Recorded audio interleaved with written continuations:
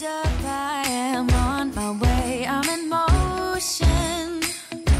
Let's go to the ocean, yeah, let's go outside. We can hang out on the beach without freezing, yeah, isn't that amazing? In Christmas times, we'll be chilling and having a good time. Hey everyone. Hey. Welcome back to the Nichols Nook. So in today's video, we're gonna be doing the second half of our Q&A. If you missed our first Q&A, which was all pregnancy and baby related, I will have that linked down in the description box below. And that's where we answered all of those types of questions. In this video, we'll be answering all of the other questions that were not related to pregnancy or baby girl. Yeah, so we asked you guys to submit questions to us on Instagram, and yeah, I really am looking forward to answering some of these questions. Yeah, these are really great questions. Yeah. All right, so we're gonna start with the first one, and that is, how did you come up with your pets' names? So for those of you that might be new and you don't know who our pets are, we have a lab boxer mix named Chief and a bunny rabbit named Chewy. So we'll just talk about where we got their names. I can do Chief. Yeah, so Chief, I came up with Chief's name. We got him coming back from an FSU football game, and we got him in somewhere around Atlanta.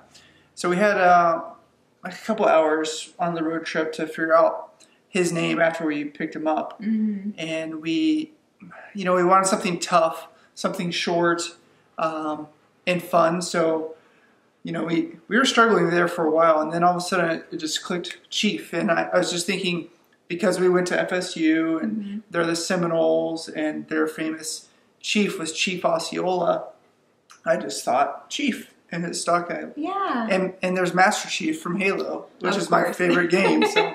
But that's not what he's named after. No. So he's Chief. He's Chief, yeah. And I loved that name, and it's just, like he said, it's short and strong, and we thought that that was very fitting for a big lab. So anyway.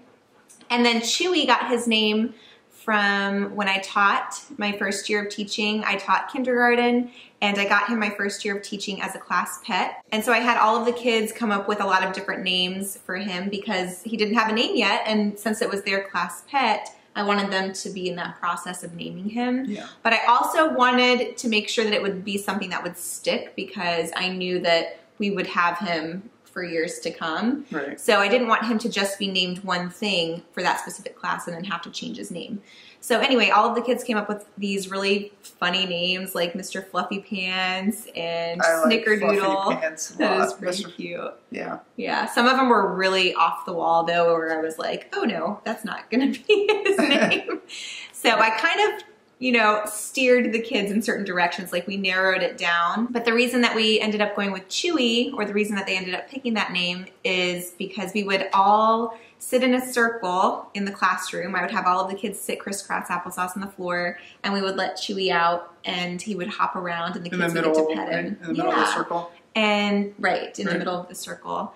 And he would come up to their shoes or the edges of their pants and kind of nibble on things. So he wouldn't ever bite, but he would kind of just nibble to kind of explore his surroundings.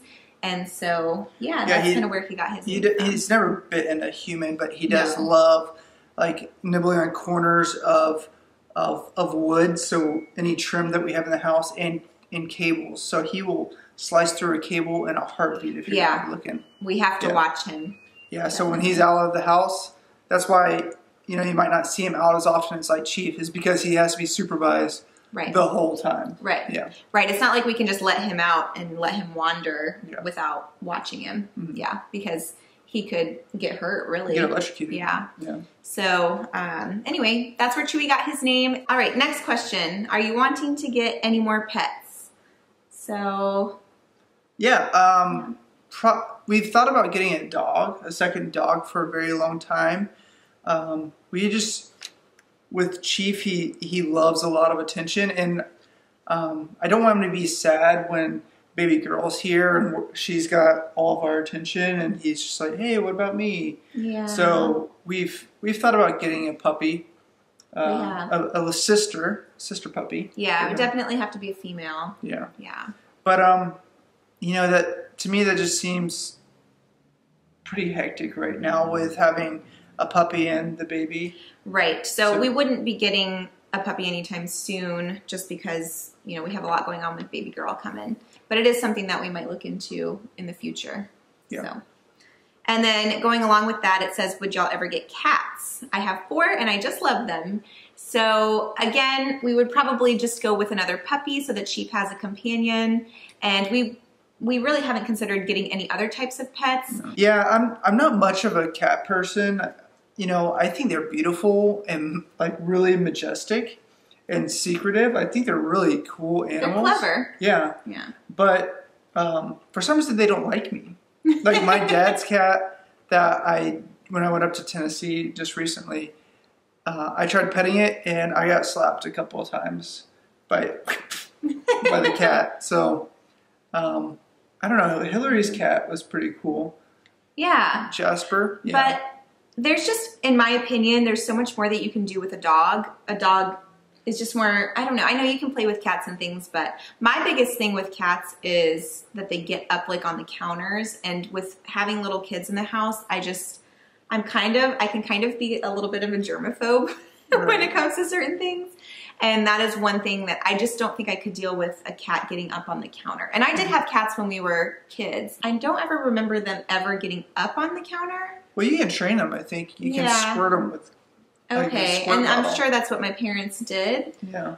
You know, because I don't remember them ever getting up, but I know that some people's cats do get up on the counters, and that just, I can't do that. So probably not. So I think we'll just stick with a puppy if we ever get another pet. Right. Yeah. Have you ever been to Kentucky? And what are 10 states you would love to travel to with the whole family? Okay.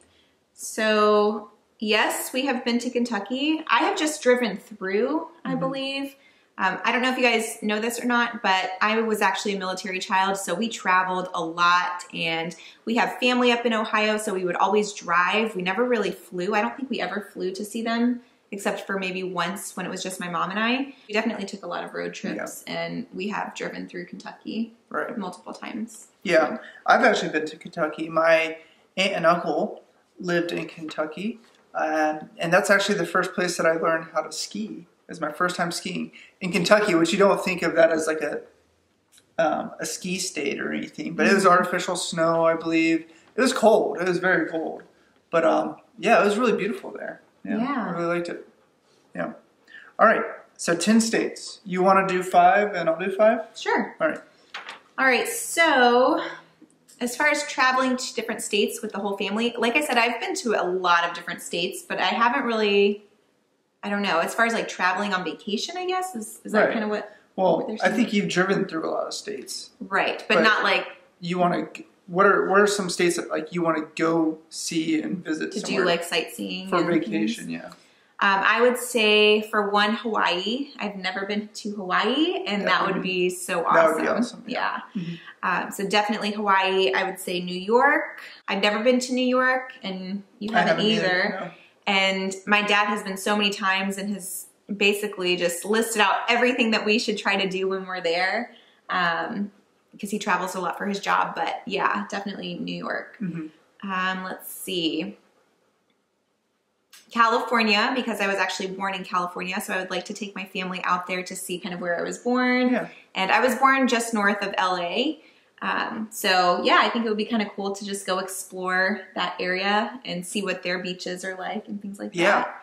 And let's see, 2 more. I would like to go to North Carolina just because it's so beautiful up there. And I know we've talked about like the Biltmore House, and I know he's been there. I have not, so I definitely want to go there. Is that in North Carolina? Yes. And then my 5th one would probably be, I guess I'm going to say Ohio, because that is where all of my mom's family is. We have a lot of family in Ohio, and I just, of course, I know that that's going to be one of the first places that we travel. Most likely, with the family. So, yeah, just to see everyone. So, all right. Yeah. All right. Those are my 5. Those are your 5? Okay. What are your 5? So, I thought you were going to say it, but you didn't, and I'm glad because I want. So, Pennsylvania, there's so much history there. We've been to you know, Independence Hall, just seeing where they signed the, you know, the Declaration of Independence. There's so much history there. I'd like to go to like Philly and, you know, all those cool places. Washington State. I know this is kind of different. I guess it's kind of a different outlook, but I've never been out west that far, and I just think of you know, going to Seattle and all those cool cities out there. Mm-hmm. Same with Oregon. I like to go see Oregon, and then Alaska. I really want to go to like Anchorage. It's right there on the coast of Alaska, and so it's not as cold as, you know, northern Alaska, but I just think it's a really cool, like the forests and everything there are really cool. Salmon fishing. I think I'm just more like of an outdoorsman, you know, so I like to go to like Montana as another state, you know, just because of what they have scenery wise. Mm-hmm. Camping, all those types of outdoor activities. Mm-hmm. Yeah. Which is yours is more of a I don't mind outdoorsy things, but yeah, I mean, we just have different tastes. Yeah. So we'll meet in the middle. Yeah. Yeah. We'll give our kids both experiences, and then that way they can pick what they like to do. Yeah. Speaking of outdoor places, the next question is, are you guys Disney fans? Yes. That's not really outdoor. That can be considered outdoors. Yeah.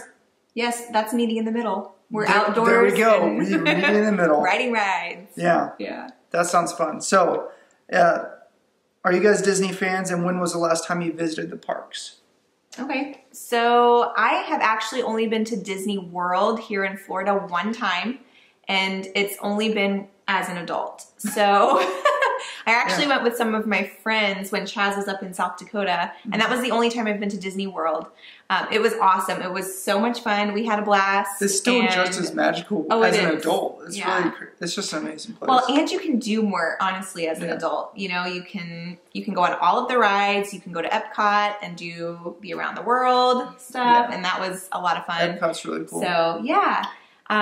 But as far as like Disney, when I was a child, we would go to like Disneyland or Legoland. I've been to Busch Gardens and Universal Studios. So we've been to a lot of different parks. And so we've visited a lot of things like that.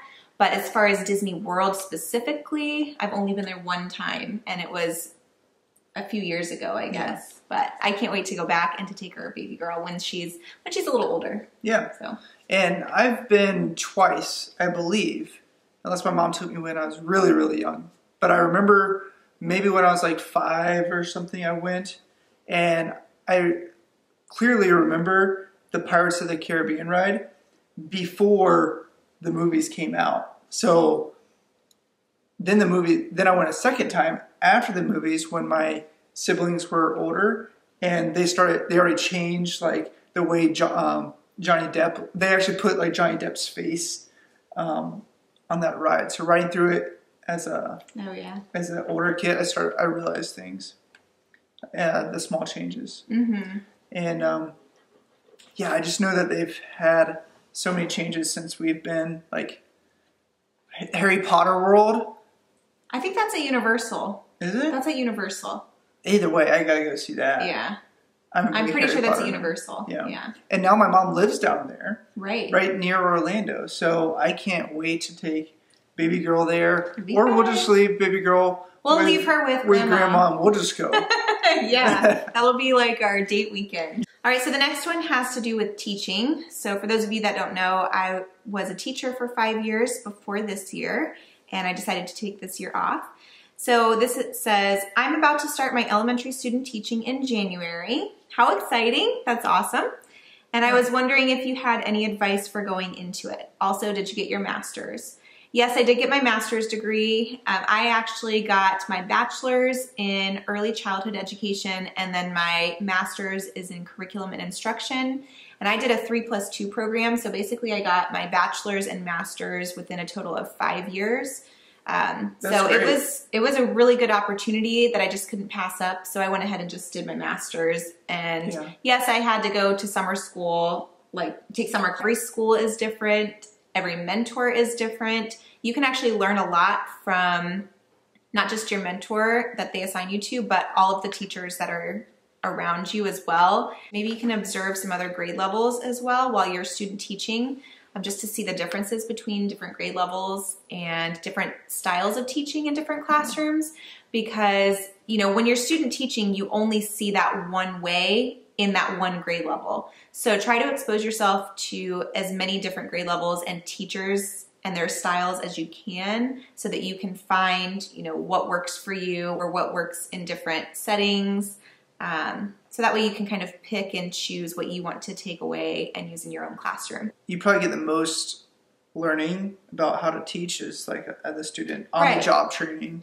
You know, your first year is going to change. I remember your first year. I mean, you're going to learn a lot in student teaching, but you're going to learn more in your first year of teaching. Yeah. So don't feel like you're not doing it right when you're in your student teaching. Just use it as a learning experience and don't get yourself down, because you're not going to go in knowing everything. Even your first few years of teaching. I mean, my 5th year of teaching was learning new things. So just take every year as a learning opportunity, and student teaching or not, and just, you know, use it to grow. Good luck. Yeah.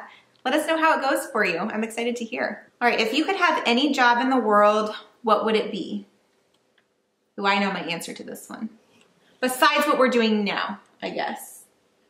Right. How about that? Oh yeah, easy. I'd be a professional football player. Oh, okay. Yeah. That seems amazing. You get to like play your favorite sport and get paid millions of dollars. Win-win. I'd even be a backup like quarterback or something, sit on the bench and get paid like $500,000 a year. Yeah. That's what I do. That sounds awesome. Yeah. Although I will say that I think doctors and, you know, first responders and people like that should be getting paid more than I agree, absolutely. Sports And players. But teachers. That's my opinion. Yeah. The people who are actually like making a difference in the world. Yeah. Right. Should definitely be paid more than a backup quarterback. Yes. Yeah. I agree. My dream job is really off the wall. I don't know if I actually... Do I know this? I don't know. But if I didn't have to worry about taking care of a family or being a mom, or, you know, if I didn't have anything else to worry about, I would want to be an astronaut and just go up into space and just explore. I think it would be the coolest job ever.